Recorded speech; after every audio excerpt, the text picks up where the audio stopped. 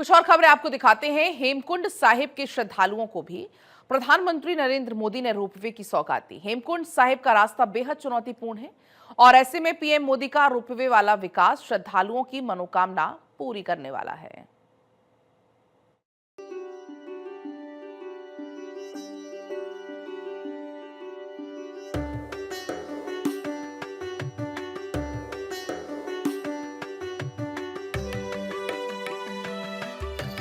धर्म की जहां धरा बहती है, श्रद्धा का जहां सैलाब रहता है, कठिन रास्तों के बाद भी जिस धाम की आस्था अचल है, ये वो हेमकुंड साहिब का पवित्र गुरुद्वारा है। एक तरफ केदारनाथ धाम तक श्रद्धालुओं को मिली उड़ान, तो दूसरी ओर पीएम मोदी ने हेमकुंड साहिब का रास्ता भी आसान कर दिया है, क्योंकि केदारनाथ धाम की तरह ही हेमकुंड साहिब गुरुद्वारे तक भी रोपवे का निर्माण होगा, जिससे इतना तय है कि आने वाले वक्त में इस पवित्र धाम में श्रद्धालुओं की संख्या भी बढ़ेगी और देवभूमि भी बम बम करेगी। गोविंद घाट से हेमकुंड साहिब तक 12.4 किलोमीटर रोपवे प्रोजेक्ट के निर्माण को भी मंजूरी मिली है। इस परियोजना की कुल लागत 2730.13 करोड़ रुपए होगी। हाल में गोविंद घाट से हेमकुंड साहिब की यात्रा 21 किलोमीटर की चुनौतीपूर्ण चढ़ाई से पूरी होती है। ऐसे में रोपवे प्रोजेक्ट के बाद गोविंद घाट और हेमकुंड साहिब जी के बीच हर मौसम में कनेक्टिविटी बढ़ जाएगी। पीएम मोदी की यह सौगात श्रद्धालुओं की मनोकामना पूर्ण करने जैसी है। वजह है कि हेमकुंड साहिब तक का रास्ता बेहद ही कठिन है। ऐसे में रोपवे मिलने के बाद हर श्रद्धालु हेमकुंड साहिब के दर्शन कर पाएगा, वो भी बिना किसी परेशानी के। इस प्रोजेक्ट से बहुत एक सिग्निफिकेंट हमारे देश भर से श्रद्धालु भक्तों को, टूरिस्ट को, सबको जाने का बड़ा मौका मिलेगा। हेमकुंड साहिब में जैसे पिछले साल करीब 1,77,000 लोग गए और जितना लोगों को जाने में इंटरेस्ट है, उससे लगता है कि ये प्रोजेक्ट के होने के बाद में 10 गुना बढ़ जाएगा, ऐसा स्पष्ट दिखाई देता है। हेमकुंड साहिब चमोली जिले में 15,000 फीट की ऊंचाई पर स्थित एक प्रसिद्ध तीर्थ स्थल है।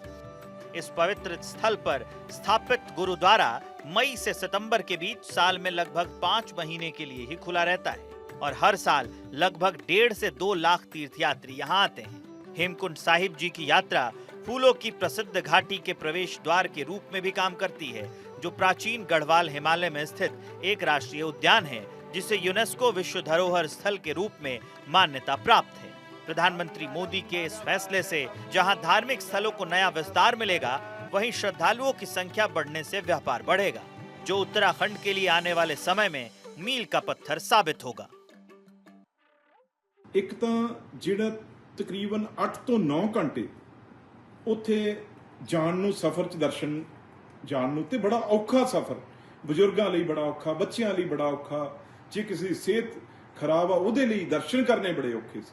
ਤੇ ਸਾਰੀ ਟਰਾਲੀ ਦੇ ਵਿੱਚ ਜਿਹੜੀ ਇਹ ਰੋਪਵੇ ਆ, ਬਹੁਤ ਹੀ ਨਵੇਂ ਤਰੀਕੇ ਨਾਲ ਸੁਵਿਧਾ ਦੇ ਨਾਲ ਲੈਸ ਇਹ ਬਣ ਰਿਹਾ। केदारनाथ से लेकर हेमकुंड साहिब तक अब इतना तय है कि श्रद्धालु किसी भी मौसम में यात्रा कर सकेंगे।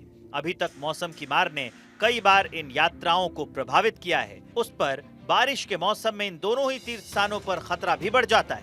ऐसे में रोपवे वो साधन बन सकता है जो श्रद्धालुओं की न तो जेब पर भारी पड़ेगा और उन्हें उनके आराध्य के दर्शन भी सुगम तरीके से कराएगा।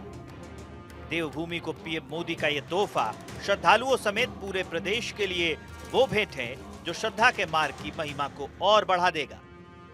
रोपवे बनने से जो वहाँ जाने वाले हमारे श्रद्धालु हैं, उनको भारी मदद मिलेगी, उनकी यात्रा सुरक्षित हो पाएगी, उनकी यात्रा आसान हो पाएगी और जिस तरह की वहाँ की इकोलॉजी है उसको भी मदद पड़ेगा। बहुत ही दुर्गम क्षेत्र है और जो हमारे सिख भाई, जो हमारे बुजुर्ग हैं, जो हमारे बच्चे हैं, जो हेमकुंड साहिब जाना चाहते हैं, उनको बड़ी दुर्गम रास्तों से गुजरना पड़ता था।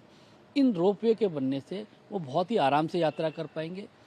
इसी प्रकार से जो केदारनाथ जी का रास्ता है, वो आप सब लोग जानते हैं बड़ा दुर्गम रास्ता है। अब वहाँ पर जितना मेगा प्रोजेक्ट शुरू होने वाला है, आपको ये जान के बड़ी प्रसन्नता होगी कि 1800 लोग प्रति घंटा केदारनाथ जी के लिए जा पाएंगे। तो यात्रा सुरक्षित भी होगी, अच्छी भी होगी उत्तराखंड में तीर्थाटन भी बढ़ेगा, उत्तराखंड की आर्थिकी भी मजबूत होगी। सनातन का वंदन और पीएम मोदी का धर्म पथ, इसी का नतीजा है कि उत्तराखंड के पवित्र स्थलों तक हर सनातनी की पहुंच आसान हो गई है। धर्म का मार्ग और प्रशस्त हो रहा है और देवभूमि रोपवे के जरिए नई उड़ान भरने को तैयार है। Bureau report, Bharat 24।